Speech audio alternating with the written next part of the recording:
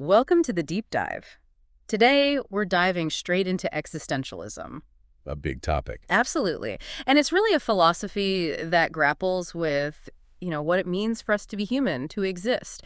It often looks at ontology, the study of being itself. Right. Think of it as a kind of umbrella term for philosophers who saw the human condition itself as, well, the fundamental philosophical problem. But what's really surprising, isn't it, is that label existentialism. Oh, definitely. So many of the key figures we lump under that term either never used it or actively push back against it. Like Sartre famously quipping. What was it? Existentialism. I don't know what that is. Yeah. Which is pretty ironic given he's probably the most famous existentialist. Exactly. It immediately makes you think, okay, what's really going on here? So our mission in this deep dive is really to unpack some of those core ideas that circulate under this, let's say, contested banner. And we should be clear, the term can sometimes obscure the unique positions of each thinker. It's not monolithic. Good point. But understanding the historical context, why these specific problems, these ways of thinking, became so important back then, that seems crucial. Absolutely. So we'll tackle it in layers.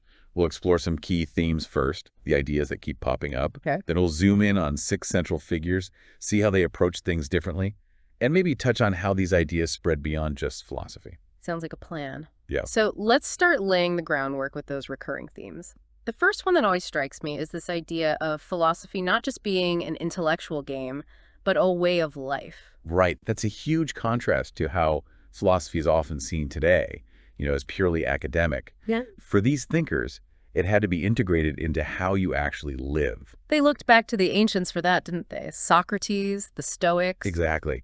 People like Socrates, the Stoics, the Epicureans, they weren't necessarily building these rigid abstract systems.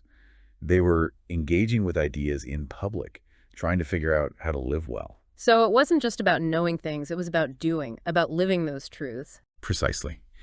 And you can see how the context of the 19th and 20th centuries' massive industrialization, new technologies might have fueled this. Some saw these changes as alienating, pulling us away from a more, authentic way of being. That makes sense. And there was that influence from German idealism too, right? Schelling, Hegel. Yes, the idea that philosophy isn't separate from human history, but deeply intertwined with it. And of course, Marx comes along and throws down the gauntlet. Philosophy shouldn't just interpret the world, it needs to change it. Okay, so how did this philosophy as a way of life actually play out for the existentialist? What did it look like in practice? Well, one way was a critique of specialization, modern life, including philosophy becoming this narrow academic discipline.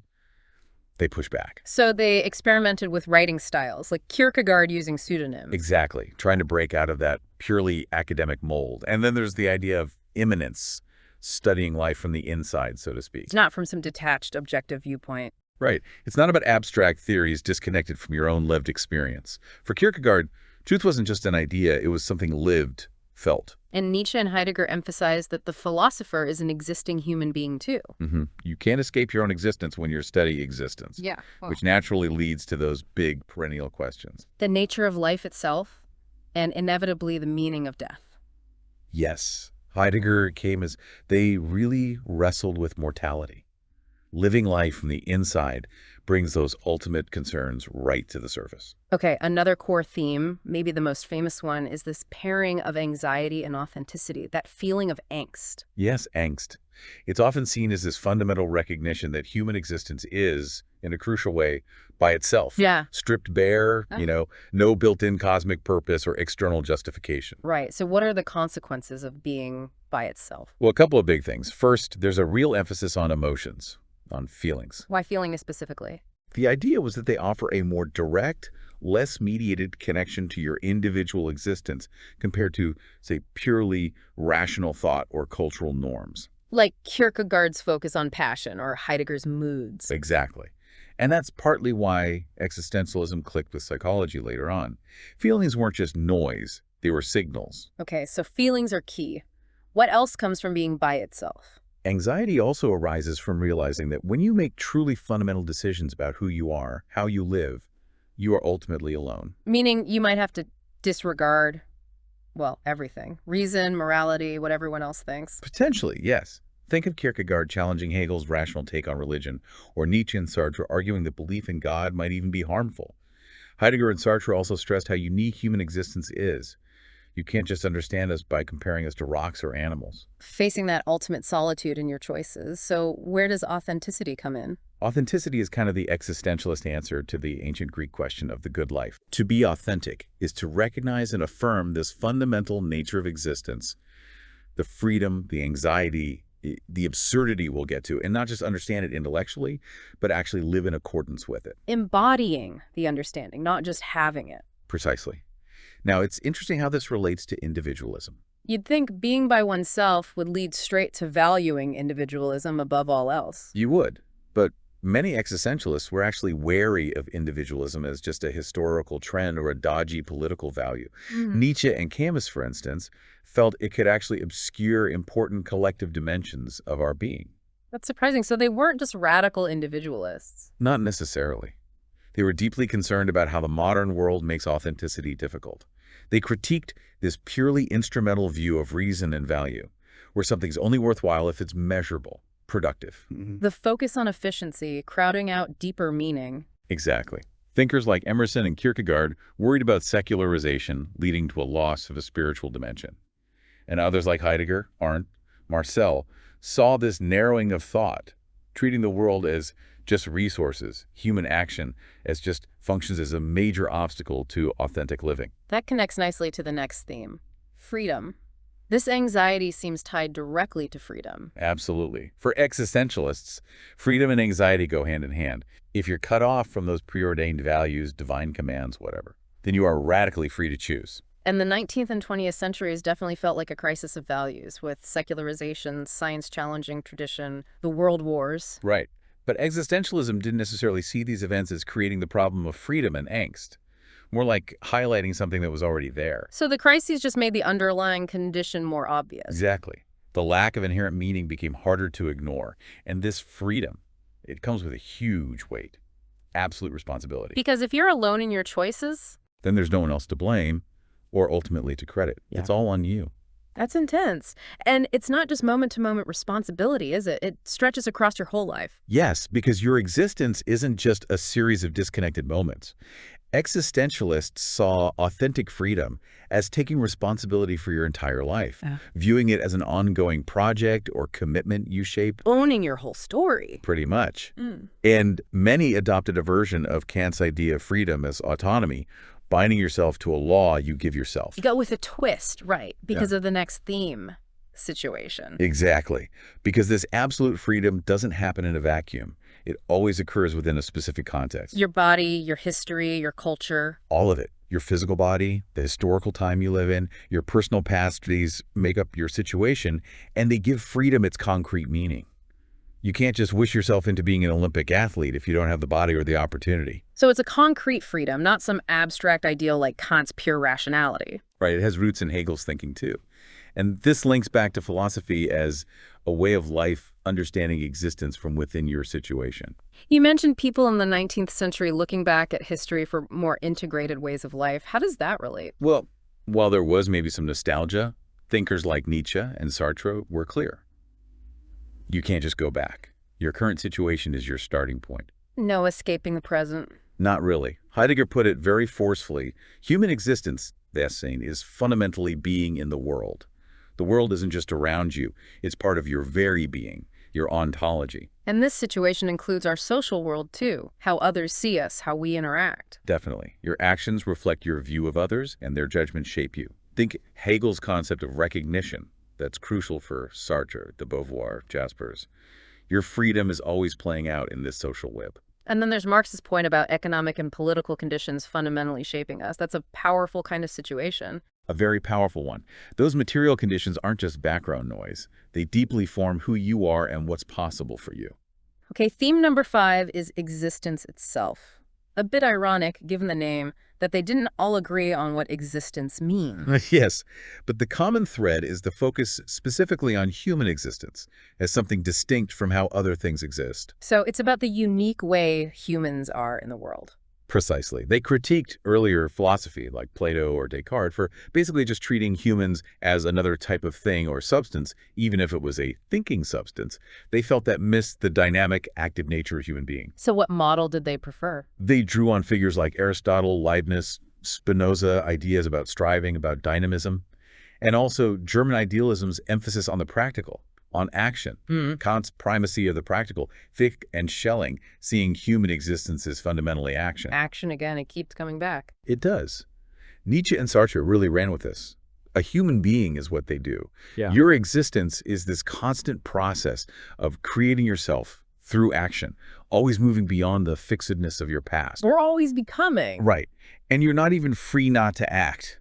There's this constant demand to choose to project yourself forward. Marcel called it exigence. And you mentioned a tension within this. Yep. Between different aspects of ourselves? Yes. Like for Nietzsche, the tension between our animal drives and our rationality.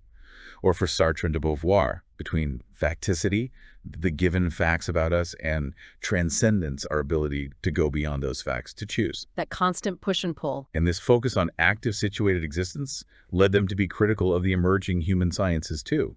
How so? They worried about reducing the free, situated human being to just another object of scientific study, missing the subjective depth.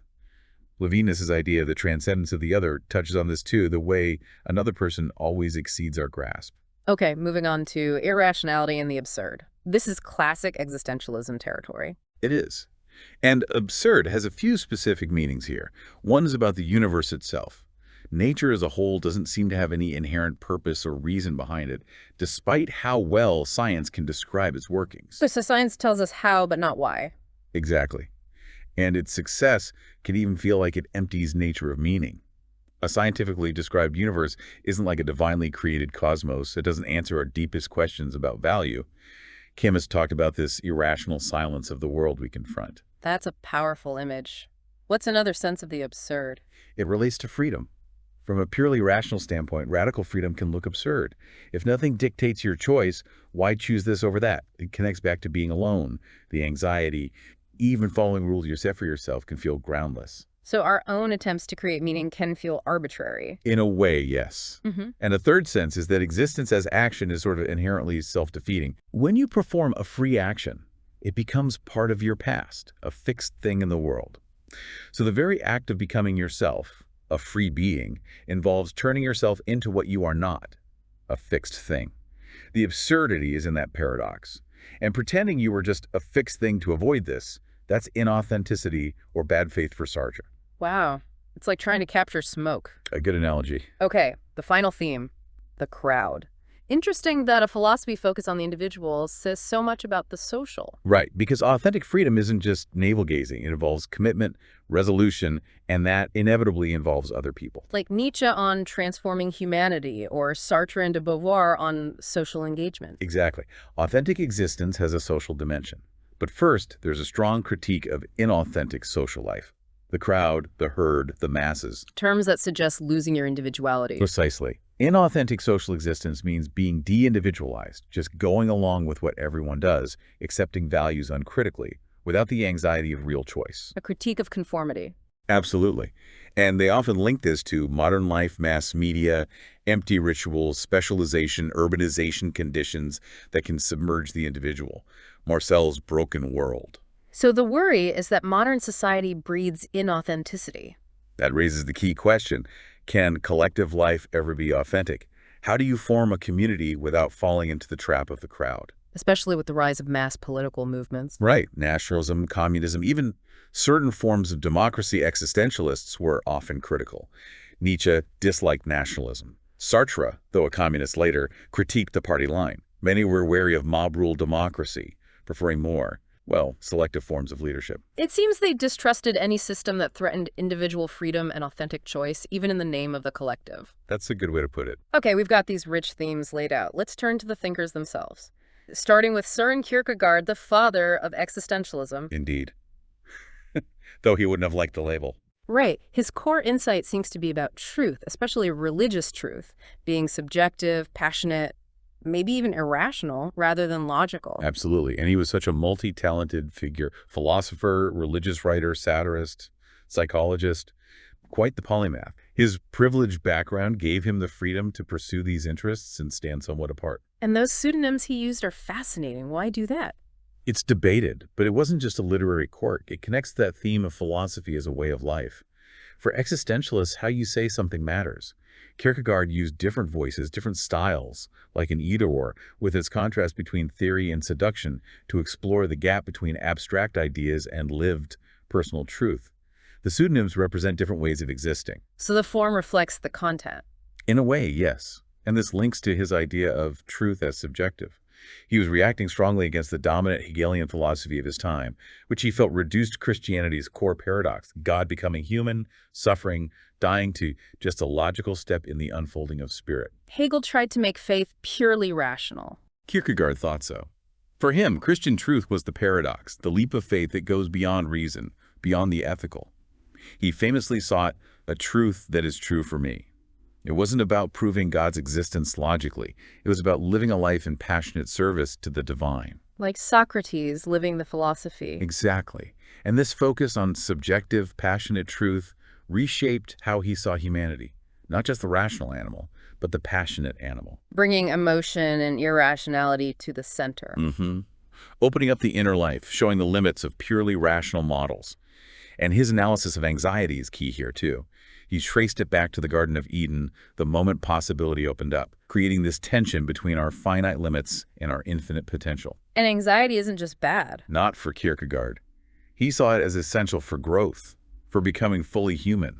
The more deeply he is in angst, the greater is the man. It's a positive force, in a way. Which brings us to fear and trembling and the story of Abraham and Isaac. That's a tough one. It really is. He uses it to explore that clash between ethical duty, don't kill, and religious faith. God commands sacrifice. Abraham's willingness to obey, suspending the ethical for a higher divine purpose, that's the teleological suspension of the ethical. Faith over morals. In this extreme case, yes. Yeah. The ethical law itself becomes the temptation not to obey God. Of course, this raises huge problems. How do you avoid justifying atrocities in the name of faith? A serious danger. How did Kierkegaard address it? His answer hinges on Abraham's love for Isaac. The sacrifice was only possible because the love was so immense. It wasn't cold calculation. It was an act of profound, agonizing faith performed in total solitude before God. That solitude is the price and the mark of faith. Intense stuff. Let's switch gears to Friedrich Nietzsche, another giant, equally controversial. If not more so. His core idea, maybe, is that with the death of God, we lose universal values and face the task of creating our own meaning. He even predicted his name would be linked to crisis, didn't he? He did, prophetically. And it happened first with the Nazi misappropriation, rooted perhaps in his own aristocratic radicalism, but more broadly with this existential theme of a future stripped of inherent meaning. So the death of God, what did that really mean for him? It wasn't just yay, no God. It was the recognition of a massive cultural shift. The foundation for traditional Western morality and meaning was crumbling. Humanity, he thought, was now adrift, forced to invent values for itself, and experiment with totally unknown consequences. So more terrifying than liberating. For Nietzsche, yes, initially at least.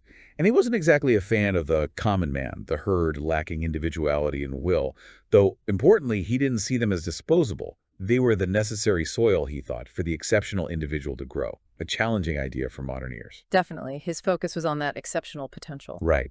And this crisis of meaning was tied to the crisis of religious belief. Where Kierkegaard sought an individual path back to God, Nietzsche, the anti-Christian, saw the problem arising from God's disappearance. He even argued that the value of truth, fostered by religion, eventually undermined religion itself. Exactly. In the genealogy of morality, he traces how the relentless drive for truth, a core Christian value in his view, ultimately turns on Christianity's own foundational beliefs, revealing them as, well, perhaps not true in the way previously thought. The death of God is also the death of absolute truth, with a capital T. But you mentioned the bad man figure. His announcement isn't celebratory. Not at all. It's filled with anguish and fear. We have killed him. How could we drink up the sea? It's profound disorientation. Nietzsche's atheism is deeply pessimistic, unlike Sartre's later, more freedom-focused version. For Nietzsche, it's the end of humanity as we knew it. A terrifying prospect. But he did offer a response, the Übermensch, the Overman. Yes, he framed it almost in Enlightenment terms, emerging from self-imposed immaturity. But man, as we know him, wasn't enough to fill the void left by God. It required something more, the Übermensch. Not a biological Superman, but a culturally created being, aware of our dual animal-rational nature, forging new values, new ways of being. A difficult concept. His background in classics seems relevant here, too. Immensely. He saw the ancient Greeks differently. Philosophy wasn't separate from life, but embedded within a chosen way of living. Speculation arose from and justified a particular life. So philosophy should be practical, lived. That was his view. He slammed other philosophers for turning living realities into dead conceptual mummies. Concepts are only valuable if they enhance life, if they promote flourishing. So what should philosophy focus on instead? History, genealogy, physiology, even nutrition. He famously asked how you need to nourish yourself to reach your maximum strength, your virtue of virtue, without conventional morality. Bringing the body back into philosophy. Yeah, following Spinoza in a way. It's not crude materialism, but exploring the body's potential, freed from cultural constraints. And this needs a new ethics, beyond moral codes, which he saw as just preserving the species and flattering human vanity. Nietzschean ethics is about affirming life, accepting our place among animals, but also our unique burden of history and memory. And he saw traditional morality as domesticating. Yes, taming our instincts, creating a safe but ultimately diminished existence within ascetic ideals. Morality, for him, clings to a fixed idea of man, denying our potential to become something else, something perhaps perfect, completely finished, happy, powerful, triumphant, which still leaves something to fear. A radical rethinking of humanity's potential.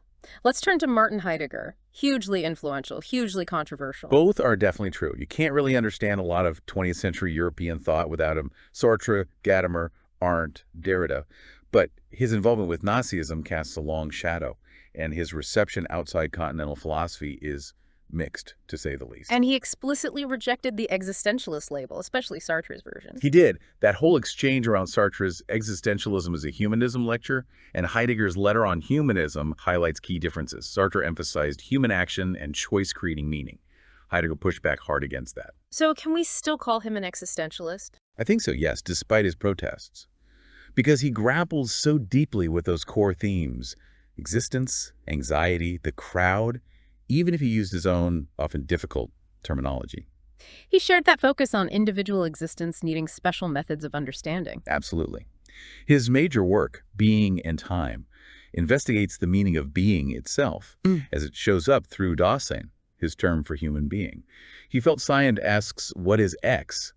But misses the more fundamental questions. What does it mean to be at all? And Dasein, human being, is key because we're the ones asking the question. Exactly. We already have a kind of pre-understanding of being. And crucially, Dasein isn't a fixed substance like traditional philosophy thought. The essence of Dasein lies in its existence. It's about how we are, not what we are. And that how is always being in the world. The situation again, the world isn't separate from us. It's integral to our being. This is quite different from Sartre's starting point, that existence precedes essence. Heidegger saw Sartre's view as still too focused on the human subject, a kind of hangover from Renaissance humanism.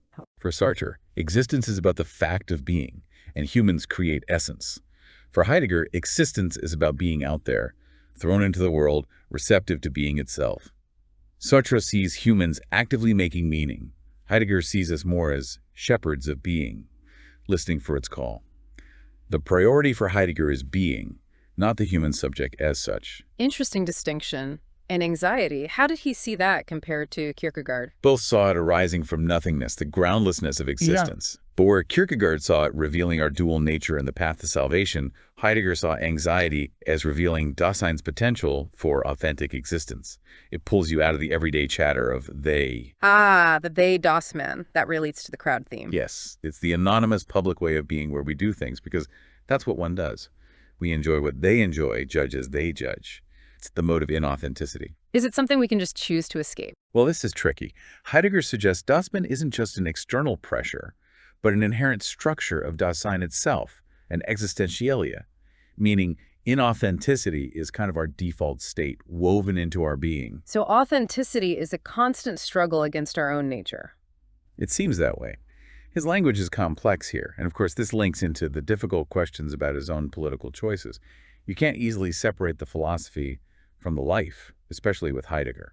A complex legacy, but undeniably a profound thinker who reshaped the questions philosophy asks about being itself. Absolutely. He aimed to overcome Western metaphysics by returning to that fundamental, forgotten question. Okay, let's move to the figure most people probably think of first with existentialism. Jean-Paul Sartre. The man himself. And yes, almost all the themes we've discussed are woven through his work. He was the public face of existentialism. Novels like Nausea, plays like No Exit. Exactly. And a prominent public intellectual, writing constantly, taking stands on political issues. His clearest existentialist stuff is from the 30s and 40s. Yeah. Later, he turned more towards Marxism and revolutionary politics. Phenomenology was a big influence on him early on, particularly Husserl. A huge turning point. Wow. Especially Husserl's idea of intentionality, that consciousness is always consciousness of something. It's directed outwards. Not a container holding ideas, but a beam pointing at the world. That's a good way to put it. Sartre took this to mean consciousness itself isn't a thing. It's fundamentally nothingness. It's a lack of being in relation to the things it's conscious of. His famous for itself versus the in itself of objects. Exactly. And because it's not a thing, it's not bound by causality, it doesn't have a fixed identity or essence, it's free. Which leads directly to existence precedes essence. Precisely. You exist first as this free consciousness, this nothingness. Then, through your choices, your actions, you create your essence, what you are. There's no predefined human nature. And that means total responsibility, again. Yes. You are responsible for everything you choose to be and do. There are no excuses.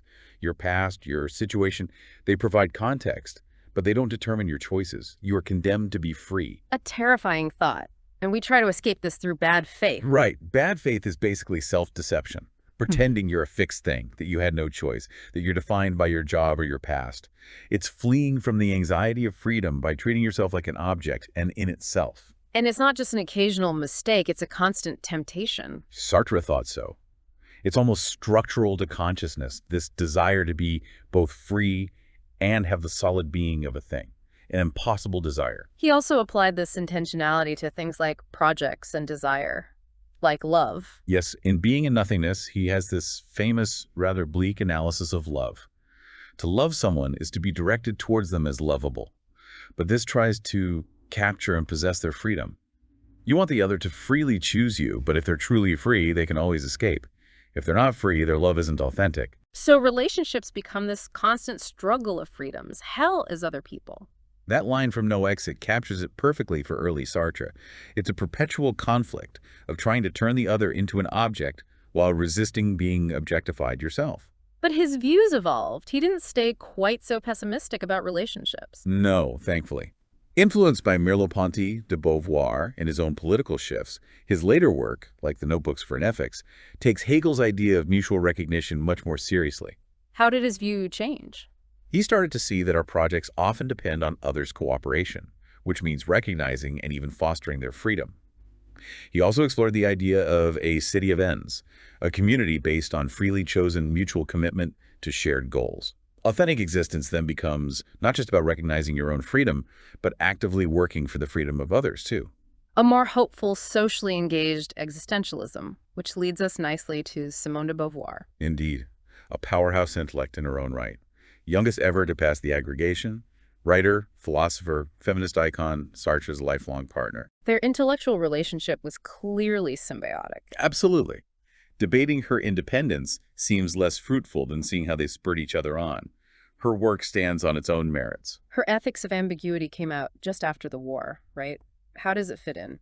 It's a great introduction to existentialism, but also a subtle critique of Sartre's early emphasis on radical, almost disembodied freedom. She brings in Merleau-Ponty's focus on embodiment and intersubjectivity. It actually pushed Sartre toward his own later revisions. And she introduces this idea of ambiguity, the tension between facticity and transcendence. Exactly. We're always caught between the given facts of our situation, facticity, and our drive to go beyond them, to choose to create transcendence. This isn't a flaw to be overcome. It is the human condition, this ambiguity. We're constantly striving, but always grounded. Right. And recognizing this shared, flawed, striving condition is the basis for ethics. It forces us beyond self-centeredness towards recognizing our connection with others. And unlike early Sartre, she really leaned into Hegel's idea of recognition. Very much so. She took seriously Hegel's insight that self-consciousness arises through the recognition of another self-consciousness. We become who we are because others see us as subjects. This outward-looking constitution of the self is fundamental to her ethics. So what does an ethics based on ambiguity and recognition look like? Well, like Nietzsche, it's more about a way of life, a bios, than a set of rules.